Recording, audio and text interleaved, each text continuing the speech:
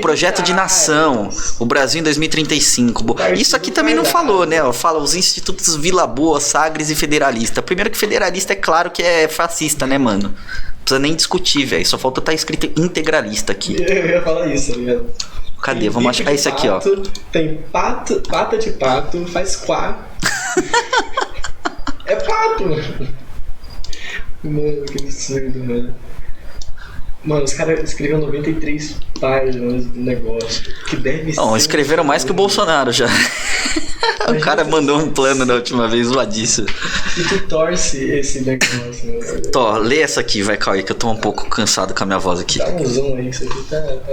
Porra, mano, tá cego, irmão. Lê a manchete lá, mano. Não, eu vou ler, dá um zoom aí, ó. Puta, qual que é o zoom? Segura contra. Aí, cara. Caralho, mano. Mas peraí, muda aqui, ó. Muda aqui, ó. Esse aqui? Não, é o último. Tá, vocês querem que eu faça a minha voz sedutora, chat? Não, faz voz de radialista. Eu não sei imitar. Vou fazer minha Pô, voz então sedutora. faz a voz sedutora. Só tenho duas vozes. Faz a voz sedutora, O então. grupo de militares prevê manter o poder até 2035. Não vai dar certo não, Cauê. Só não lê normal, porque tá ficando. Não, eu tô. Além disso, eu acho que não vai casar muito bem, tá ligado? Você bota o pé. Puta que pariu. Acho que é melhor você ler normal essa aqui, tá? Ó, aqui, ó. Tá, eu tô gostando muito da estrutura. Tá de parabéns. Muito agradece, a gente tá tentando gastar um dinheirinho aqui, a gente tem uma toalhinha aqui, as coisas estão. Tá melhorando. Em breve esse cenário aqui também no fundo vai estar diferente aqui, tá? Em documento, o grupo prevê também que a classe média deve pagar mensalidade nas universidades públicas e pelo atendimento no SUS. Claro, né? Por que não? Classe média? O que é classe média? Ao som de Eu Te Amo, Meu Brasil, executado pela fanfarra do regimento de Cavalaria de Guardas, os institutos Vilas Boas, Sagres e Federalista apresentaram seu projeto de nação, O Brasil em 2035, em evento com o vice-presidente Hamilton Mourão. Tá difícil de falar hoje. O documento traça um cenário no qual se projeta o domínio do bolsonarismo no país, em letra maiúscula, não sei porquê, até 2035. Por que será que tá país com letra maiúscula ali, né? Não sei, cara. É carta carnal, né? Os caras é bravo lá, vai ver. Eles sabem mais que nós. O projeto foi coordenado pelo general Luiz Eduardo Rocha Paiva. Ele disse que o estudo é apartidário. Opa, eu engasguei. Aberto e flexível. Mourão. Eu não consigo, mano. Eu sou assim. Mourão e um representante do governo estiveram na solenidade e receberam um exemplar. Mesmo que haja mudança de governo, claro que, se for de direita para a esquerda, vai jogar fora, afirmou Rocha Paiva. Eu não entendi esse coach aqui. Mesmo que haja mudança de governo... Ponto. Cara, isso foi muito mal redigido, velho. Simplesmente não era um ponto final ali também, cara. Nossa, mano, o jornalismo no Brasil vai estar de mal a pior, hein, galera. O documento de 93 páginas aborda 37 temas estratégicos. Ou seja, é um tema por página. Que documento merda, então, né? Como que você vai discutir 37 temas em 93 páginas?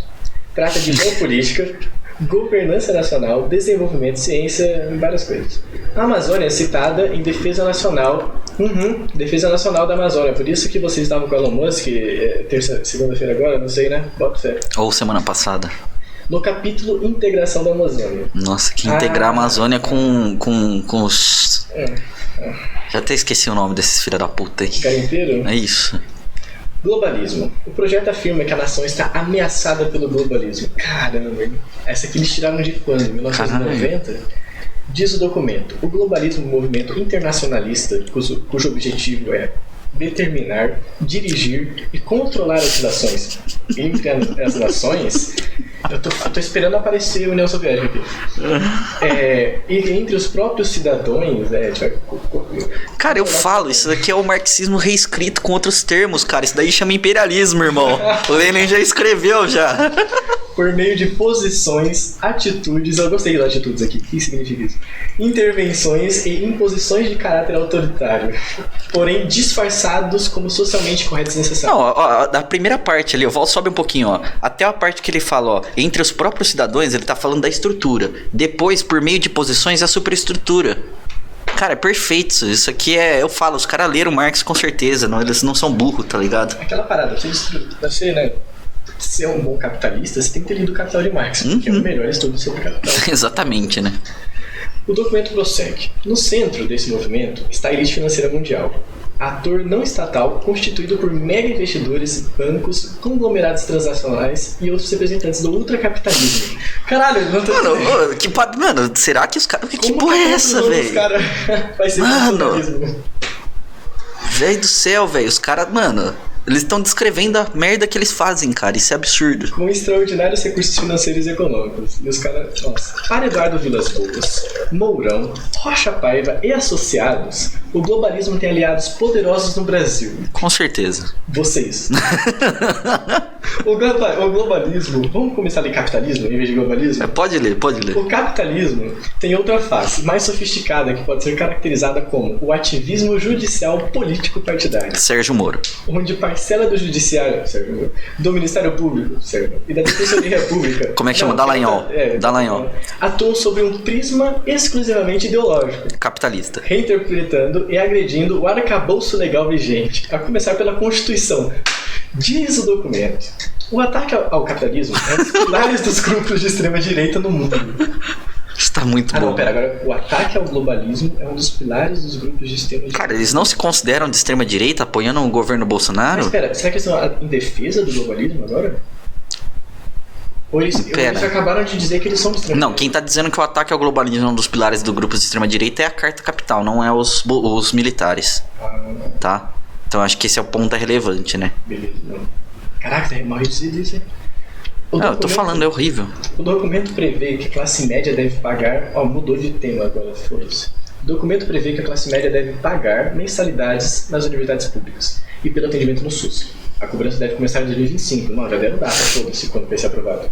Além disso, a partir de 2025, o poder público passa a cobrar indenizações pelos serviços prestados exclusivamente das pessoas cuja renda familiar fosse maior do que 3 salários mínimos. O que é 3 salários mínimos? Cara, não é nada. Quantas pessoas recebem mais de 3 salários mínimos no Brasil? E quanto isso representa? Até porque 3 salários mínimos, segundo o Diese, não ia dar o reajuste necessário, porque o salário mínimo era pra estar em mais de 5 mil. Era pra estar em mais de 5 mil salário mínimo. Isso, e aí tem o parado do 8 mil. Não, e outra coisa, né? Isso daí é o que acontece nos Estados Unidos, tá, galera? É dessa forma aí que acontece, eu acho. Globalismo. Não, a cobrança da saúde pública. É o globalismo, ó. Eles estão querendo colocar o que os Estados Unidos faz aqui, ó. É que eles não estão entendendo que, na verdade, eles querem chutar o imperialismo estadunidense e fazer o imperialismo brasileiro. Essa que é a ideia deles, pelo que eu tô pegando aqui no ar. Ou seja, os militares pretendem acabar com a saúde gratuita, com a letra maiúscula de novo. Os caras adoram mandar a letra maiúscula nesse Carta Capital. Mano, só porém, essa coisa de colocar todas as coisas de setor saúde, educação com letra maiúscula é um negócio muito... É filológica essa discussão, tá? Vamos começar falando nos termos certos. É uma discussão filológica, porque quando você fala saúde com letra maiúscula, você tá falando do setor da saúde. Quando você fala com letra minúscula, não necessariamente. E aí entra nesse monte de frescuraiada aí que esses jornalistas e os acadêmicos gostam de usar. E universal em um eventual segundo mandato de Bolsonaro. Lembrando aí que filológico, né, quando você faz uma coisa por fazer, né? Não, filológico é referente a coisas escritas, assim. Não é só fazer por fazer. O filológico é a discussão sobre o termo e como que você usa o termo. Por exemplo, Deus com letra maiúscula ou minúscula. Eu me expressei mal, né? Tipo, quando você tem trabalho filológico, né? O trabalho com finalidade é em trabalho, né? Isso. É isso, então. Show. Desideologizar. Na educação, o grupo demonstra o desejo de limitar o debate acadêmico. Eles falaram isso. Limitar o debate acadêmico. E a liberdade de cátedra. Tá, a liberdade de cátedra, eu caguei pra cátedra, não tinha que existir, mas... Não, mas a liberdade de cátedra que eles estão falando aqui é a liberdade de você, enquanto professor, poder falar coisas que divergem do material dado pelo Estado, entendeu? Pois é, que absurdo. Isso que é um absurdo, olha, tá, eles estão até falando ali, ó, que são coisas garantidas pela Constituição, impondo sua visão de mundo a estudantes e professores. Caraca, mano, os caras nesse parágrafo estão dizendo assim, a gente vai dar a linha e vocês vão seguir. É isso, eles querem ideologizar mais ainda, né? Tipo, isso daí é basicamente o Escola Sem Partido com o Futurice e essa proposta da PEC 206 todas juntas numa proposta só. Partido fardado. Um oferecimento partido fardado. O projeto traça o seguinte cenário para 2035. Os currículos... Abre aspas. Eu não fechei as outras aspas, então fecha aspas que eu tinha fechado antes. Abre aspas agora. Os currículos foram desideologizados e hoje são constituídos por avançados conteúdos teóricos e práticos inclusive no campo social, reformando valores morais, éticos e cívicos, a grande civilização, fecha aspas. Cara, mas é lógico, você quer colocar conteúdo do que, irmão? Você quer que seja constituído por um achismo, é isso? É isso que eles querem? Os militares não explicaram o que é desideologização. Porra, nem precisa, tá escrito ali, mano. Em outro trecho, dizem que as salas de aula estão dominadas por esquerdistas. Tava faltando isso, né? Abre aspas. Há tempos... Vou tentar falar como militar agora. Há tempos, uma parcela de nossas crianças e adolescentes sofria com a ideologização do sistema educacional, com a doutrinação facciosa efetuada por professores militantes de correntes ideológicas utópicas e radicais. Mano, primeiro que eles falam, estão dominados, aí depois eles falam, uma parcela. Mas é uma parcela ou tá dominado, irmão? Decida. E que tempo é esse, mano? Eu também queria saber, porque se tivesse a gente já tava no comunismo faz tempo, né? Por fim, o documento não explica como se pretende pacificar a nação. Eles estão a fim de pacificar. Ele se refere à neutralização, linguagem militar, de ideologias... neutralização significa matar, né? Neutraliza lá, beleza. Claro, o único jeito de neutralizar é você calar a boca de quem fala, mano. Sem boca não dá pra falar. Ele se refere... Igual o Olavo de Carvalho, né? Nossa. Essa piada envelhece tão bem, cara. Menos ele, né? Menos ele, que não envelhece mais. Ele se refere à neutralização, linguagem militar, de ideologias para impor a própria, nomeada como conservadora e evolucionista. Puta merda, os caras vão trazer o darwinismo social, irmão. Aí fudeu. Evolução pra onde, mano? E prevê um modelo de desenvolvimento da Amazônia. Claro, a gente precisa, né? A gente precisa lembrar que a Amazônia é um menino de olhos dourados dos militares desde a nossa querida ditadura empresarial militar. Que é um modelo de desenvolvimento da Amazônia que trata segundo o conceito de ocupar e integrar dos anos 1970. Como eu disse. Ditadura militar.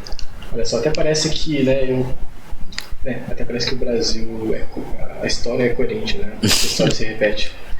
E diz que se deve acabar com as restrições da legislação indígena e ambiental, que se conclua serem radicais nas áreas atrativas do agronegócio e da mineração. Mas como tu disse, né?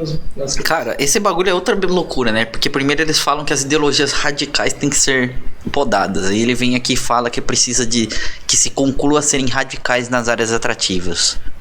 Cara, puta que pariu, mano. Ai, meu Deus do céu, acho que eu vou ter um treco aqui se a gente continuar lendo essas notícias, irmão. Não tá dando, não. Mano. E vamos voltar no começo aqui, né? Vamos falar isso aqui, ó.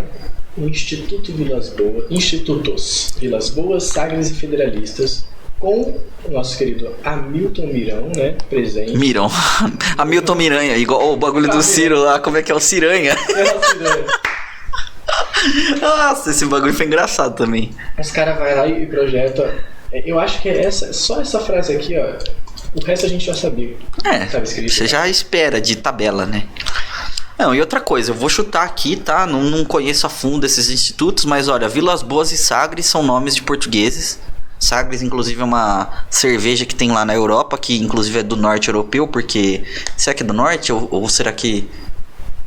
Cara, eu acho que é do norte, porque a Bock patrocina o Porto, que é no sul. Tem uma treta lá em Portugal entre os sulistas e os nortistas, né? Porto, que é no sul, e Benfica, que é no norte. E a Sagres é patrocinadora do Benfica. Tá? A cerveja, eu tô falando, não o instituto. E federalista, você já entende. Então, tipo assim, são famílias historicamente ligadas a essa questão colonizadora aqui no país, possivelmente, institutos que foram criados pensando nessas famílias e que vêm dessas heranças e dinheiros que são oriundos da exploração e da opressão da classe trabalhadora, da escravização, tá? E com certeza eles devem ser considerados como think tanks também, no meu entendimento. Assim, o que nos surpreende não é isso, né? O que se surpreende é por que isso é notícia hoje em dia? E por que isso foi divulgado por tudo quanto é lado? Porque tá o vice-presidente Hamilton Mirão lá, entendeu? Então, esses institutos aí faz muito tempo, tá? Isso desde muito tempo. Inclusive eu tô pesquisando agora se eu te amo meu Brasil, dá essa música, porque essa música entendeu? Ela não tá aí de graça. À toa. Isso provavelmente... vamos ver se tem alguma coisa. Procura aí, qual que é a origem dela? Aqui, ó, Wikipédia. Claro, né? A gravação dela é do final de 1970. Então, é uma música fascista. Né? É exatamente, novamente, como a gente viu, né, no começo do governo Bolsonaro, a gente está novamente com Wagner, né, novamente, ao som de músicas fascistas, os fascistas estão com voz. Olha isso. E para quem achava que o golpe não era possível, olha isso, ó, galera. Golpe militar, né? Como que a gente vai destruir o fascismo que está entranhado nas nossas instituições hoje em dia, com esse discurso de vamos derrotar Bolsonaro no primeiro turno? Cara, é complexo isso aí, velho. Essa proposta aqui, acho que ela acena de outra forma agora com a possibilidade de golpe, inclusive, né? Porque acho que até eu não vou me recordar ao certo, e aí quem quiser ajudar ou quem quiser pesquisar depois, ou até até rebater isso que a gente tá falando aqui, né? Que eu, no caso, que tá foda hoje. Que os militares não tiveram uma proposta de governo tão bem sedimentada, escrita e colocada no papel e apresentada para a sociedade brasileira nas eleições de 2018 como estão fazendo agora. Sim. Eu não me recordo deles terem feito uma movimentação tão grande naquela época como foi feita agora. Naquela época eu lembro deles até se eximirem em alguns pontos, até com o próprio Bolsonaro, publicamente eles não falavam, olha, tem que ter uns cuidados aqui que a gente não tá te apoiando totalmente ainda. Saiu notícias nesse sentido, eu lembro na época, mas agora um projeto é escrito e debatido por eles, com 93 páginas, apresentado dessa forma, tá ligado? Perfeito. O que a gente precisa lembrar, por exemplo, antes do Bolsonaro entrar, uma das como que chama? Enfim, eu vou falar depois do lembro. Antes do Bolsonaro entrar, durante todo o processo da Lava Jato, durante toda a pressão para o STF impugnar o Lula, né, para ele não conseguir ser candidato, etc., toda essa parada, isso só aconteceu por pressão dos militares ao STF, né? Por pressão se não me engano, foi do Vilas Boas, do general do Malta.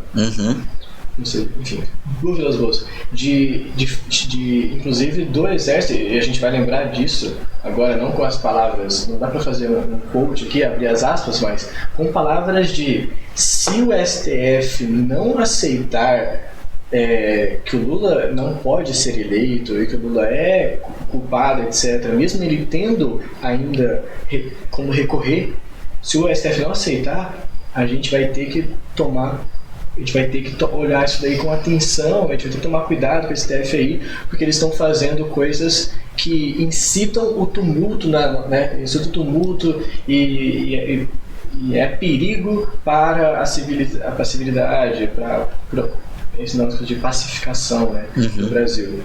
Então, a gente tem esse aspecto, né, dos militares estarem pautando ali as eleições de 2018.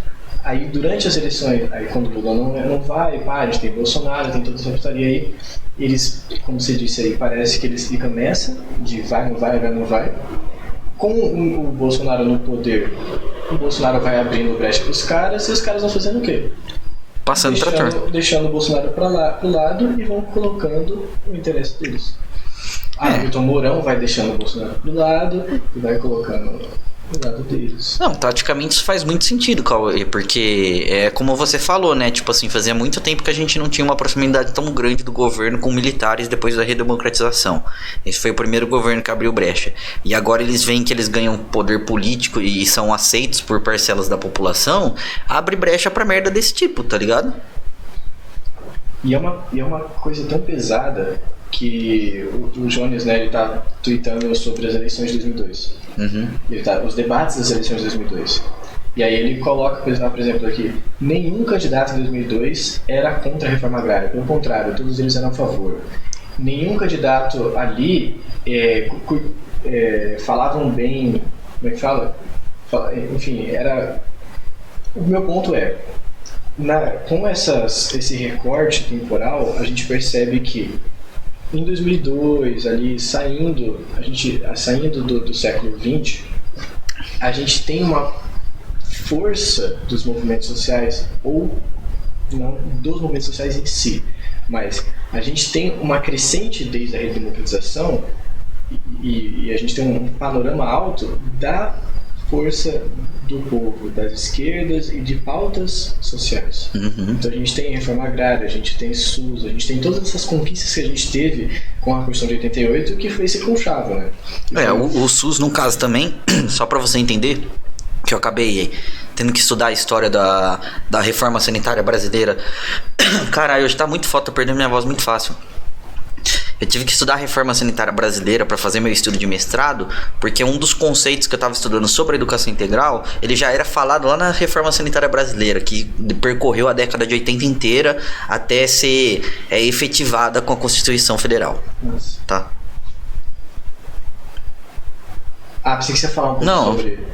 Era só uma ponderação breve aí.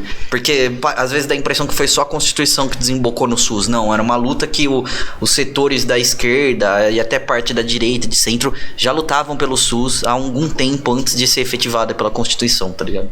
Isso, perfeito. E é isso que eu quero dizer com o conchavo, né? A Constituição de 88, ali, a redemocratização, tudo, ela surge justamente porque o governo militar não está conseguindo conter essa nova insurgência de greve. A gente teve ali durante a década de 80, né, greves gerais, a gente teve toda uma movimentação social que foi muito bem contida na década de 70, ali, nos anos anteriores, contida a bala de chumbo. E a gente tem um desmantelamento, o próprio PCB é totalmente desmantelado aí, entendeu? E aí o que acontece é que a população não tem como você segurar o boi, tá ligado? O boi eventualmente, novamente, se organiza e vai embora. É o boi bandido lá da novela América. E aí quando a gente tá... Por isso que a gente... Nossa, é horrível, né? De ter que conversar com as pessoas sem esse conhecimento de história, porque aí vai falar que, nossa, a Constituição de 88 foi aprovada ali, ó, porque o PSDB defendia as causas sociais, porque não sei quem, porque isso, porque os próprios militares ali queriam também isso, foi uma vitória, quem mais fez reforma agrária no Brasil foi a FHC e papapá. Galera, isso não é dado pra gente, isso é tudo conquistado. Entretanto, onde que está meu argumento, né? Que vai desembocar aqui novamente. Entretanto, quando a gente olha agora, depois do nosso querido Lula eleito, no ápice, digamos assim, dessa não vou dizer organização pública, porque não é, mas que a mobilização pública, de fato, a mobilização popular, elevou a uma ideia, né, que era possível, etc. E é por isso que a gente consegue ali eleger o Lula. E eu não estou dizendo que é culpa do PT, mas o que eu estou dizendo é, com os governos Lula, o que acontece? O sonho não se realizou. Se realizou por parcelas, bem pouco, tá ligado? A gente conquistou coisas, mas não houve nenhuma reforma no governo Lula. Não, houve reformas que esse que é o problema, porque a reforma, ela é totalmente plausível de ser reformada novamente, né? Abre-se a brecha, olha, vamos fazer isso, mas isso aqui não é sedimentado. Depois é desfeito, que foi o que aconteceu. Diferente de você... Enfim, de você... É que é foda. Quando a gente diz, né, quando eu quero colocar aqui, porra, a gente precisa de um governo, a gente precisa de uma reforma na nossa sociedade, é pra... Diga. É pra tu não permitir que isso volte, né? E, sim, infelizmente, ficou-se a permitir, né? Ficou-se naquela, não, deixa na institucionalidade isso, o PT vai ficar para sempre no governo, então a gente vai para sempre cuidar. É aquela parada, né? Não é tudo culpa do governo do PT, porque assim, só todas as forças empurram e puxam coisas, é tipo um jogo de... É um cabo de guerra de mais de duas pontas, vamos dizer assim, né? Aquela confluência da correlação de forças. Agora eu trouxe a palavra que eu queria. Essa correlação de forças, ela é complexa, né? Por exemplo, Ao mesmo tempo que para se findar a ditadura cívico-militar, houve uma pressão popular muito grande. Claro, isso foi fundamental e essencial para o fim da ditadura cívico-militar, mas ao mesmo tempo também é um ponto que, olha, os militares estavam olhando para a conjuntura, para essa correlação de forças e falando, porra, se a gente continuar dessa forma, a gente não vai conseguir garantir os lucros dos empresários da forma como a gente almeja. Então a gente tem que mudar a nossa estratégia. A estratégia foi, vamos redemocratizar dessa forma que a gente continua mantendo o lucro alto. Nossos termos. Entende? Então entra naquela questão que você estava falando da Constituição. Por que o PSDB defendeu tal parada? Por que o direitista defendeu porque era de interesse de lucro? De novo, é o que a gente sempre fala. Qual que é o interesse que está por trás de uma proposta, de um projeto político e coisas do tipo, tá ligado?